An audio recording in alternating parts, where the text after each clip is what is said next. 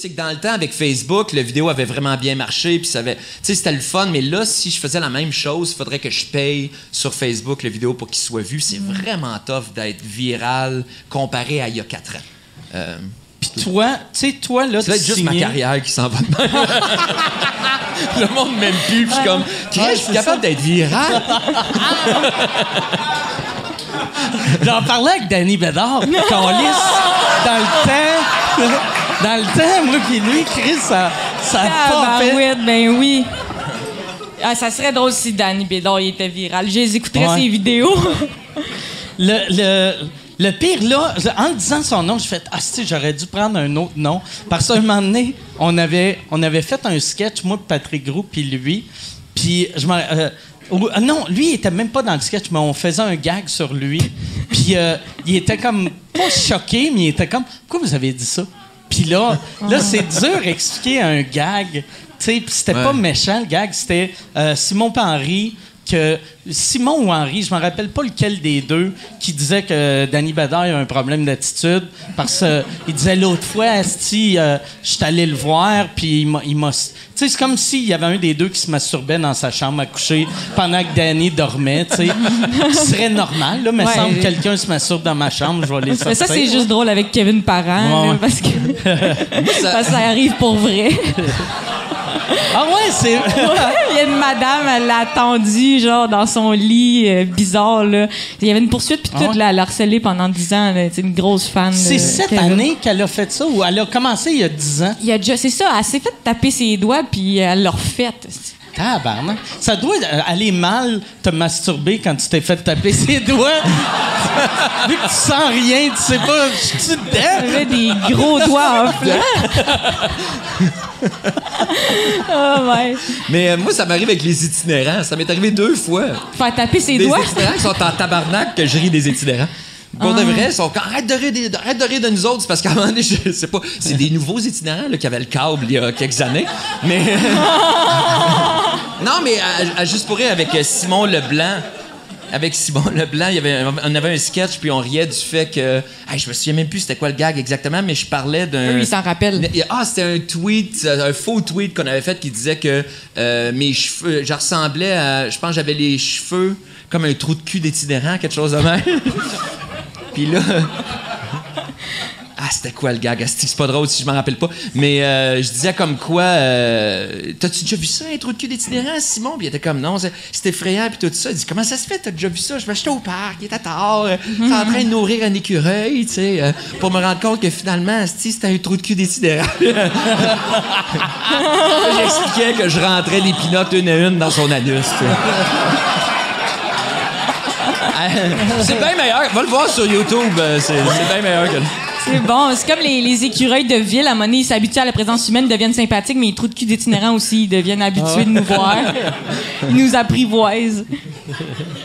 Mais bref, je me sens mal maintenant quand je vois, c'est sûr. Ils ont raison. Quand tu vois un trou de cul d'itinérant, tu te sens mal. Je donne beaucoup d'argent dans le trou de cul. M'excuse de vous avoir jugé. Mais il faut être... Tu sais, c'est drôle qu'un sans-abri soit choqué de ça, parce que pour vrai... Tu sais, j'ai jamais vu un trou de cul d'itinérant, mais j'imagine ça doit être un désastre. Ben oui. C'est comme j'avais une joke. C'est drôle ces affaires-là que les gens, genre, font comme, à un moment donné, je voulais parler du smegma sur scène. Des fois, j'ai des défis de même. Personnellement, t'essaieras, Mike. Peut-être t'es capable de le faire passer, mais moi, c'est tout le temps des malaises. Puis j'essayais de parler du smegma, puis je disais genre, là, arrêtez, parce que je parlais des choses difficiles à expliquer à mes enfants. Comme à un moment donné, il va falloir que j'ai la discussion avec mon fils, il va falloir qu'on parle de smegma. Puis là, j'étais comme, là, arrêtez de faire comme ça existe pas, ça existe, le smegma.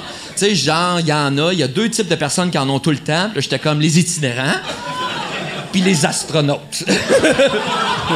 Parce qu'il n'y a pas d'eau dans la station spatiale. Tu peux pas croire qu'ils s'essuient ça avec une serviette sèche. Du smegma en poudre. Ils sont smegma poudrés. Mais j'expliquais, je disais aux gens, t'as beau vivre dans ton monde où les itinérants n'ont pas de smegma, mais ça implique qu'ils se lavent le pénis dans le lavabo chez McDo. Je préfère mon monde. Les itinérants ont du smegma, mais chez McDo, je peux aller aux toilettes. Non, mais encore là, le problème, c'est pas le smegma, là, c'est les itinérants encore. C'est un autre gag d'itinérants. C'est peut-être ça aussi. Pas le smegma qui est fâché. Arrête de rire de nous autres. Je te mets au défi de parler de smegma. Okay. Hey, puis c'est tous tes gags d'itinérants ont rapport avec leur graine ou leur trou de cul.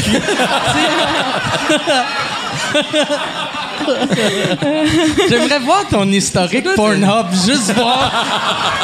C'est que... Homeless smegma. Pretty girl. Là, toi... J'ai été démasqué. Ça doit être vraiment cool pour toi d'être signé chez Faneuf parce que c'est quand même comme la grosse boîte. Mm-hmm, ouais, c'est comme en humour, t'as comme un gun sur la tempe d'être drôle. Là, moi, ça m'a enlevé. Tu le vois? Ouais. Fait que c'est pas cool, Mais c'est en fait, aucunement cool. t'as comme 2 guns sur la tempe, genre. Être drôle puis être signé par Faneuf, là, ça a enlevé celle-là. OK. Il me reste juste un gun sur la tempe constamment, puis... Mais tu sens-tu plus de pression que... Tu trouves-tu que c'est arrivé trop vite? Non, je trouve que c'est arrivé vite. Je me donnais comme 5 ans à rusher, genre, puis essayer de trouver une façon de me faire remarquer. Mais moi, c'est passé au bordel, en fait. T'sais, j'aime le bordel. Je venais tout le temps ici, puis j'amenais... je faisais comme si c'était une audition pour une affaire que je savais pas que ça existait encore. T'sais. C'est comme... À chaque fois, j'aime ça, jouer ma vie, moi. Fait que c'est comme ça que je le prenais, puis c'est comme ça que je pense que j'ai séduit mon gérant, I guess, là. Fait qu'à chaque fois que tu joues, tu fais comme si c'était une audition pour quelque chose qui va changer ta vie. Fait que tu dois être... Ton cœur doit battre comme à 400 000 à l'heure. Mais j'aime ça, moi, j'aime ça. Puis, tu sais, à l'école, le monde, c'est comme crime, t'as l'air de prendre ça au sérieux, l'humour, mais c'est parce que j'ai été élevée de même. Tu sais, on était 4 enfants, puis c'était tout le temps comme un concours qui s'amenait à de l'argent, puis des paris, puis t'avais qui est tout double, puis mon père, il faisait des twists. Tu peux aller all-in, t'as droit à 2 barres de chocolat, mais si t'es remise, tu peux avoir un chip, mais tu peux tout perdre. Puis, on était comme brainwashés, genre, de ça. OK. Wow. OK, les enfants, on fait une course aujourd'hui. Qui va aller à l'université? C'est vraiment ça, là. Et t'as perdu, visiblement. Puis le monde, c'est pas je compte ça sur scène ou des affaires de même par rapport à ma famille ou des niaiseries qu'on faisait, puis le monde me croit pas, ça marche zéro ce stock-là, parce que, tu sais, t'as pas le goût de croire cette histoire-là, ça a l'air inventé. Il y a une vidéo que mon père dit « Guerre de ballon d'eau, 5 cents pour tous ceux qui touchent les autres, puis 10 cents dans la face. » Calice! Ah non. C'est sûr, Jasmin Roy se réveille dans la nuit en pensant à ton père. Comment? Mais c'est ça, fait que moi, tu sais, on dirait que c'est vraiment mal vu d'être compétitive ou des affaires de même. J'ai été confrontée à l'école. J'aime pas ça être comme ça, mais après ça, avec l'impro, c'est devenu pire. Tu sais, j'étais comme pas pire à l'impro, puis mon coach disait « T'es un lion, t'es un lion ». Faisait semblant comme... faisait semblant d'enlever une chaîne avant que j'aille sur la scène. C'est comme si j'étais comme... Fait que je suis comme vraiment pas fière d'être genre compétitive puis tout le temps me dire « Ah, faut que ça performe », mais ça vient de là. Peut-être que je vais me libérer, tu sais, j'essaie de vraiment plus... tu sais, me sentir 100% à l'aise de rater dans la vie, tu sais, ou plus valoriser les autres, tu sais, parce que ça fait ça quand t'es trop compétitif, mais je sais ça vient d'où, puis tu sais, je travaille là-dessus à Star, là, tu sais.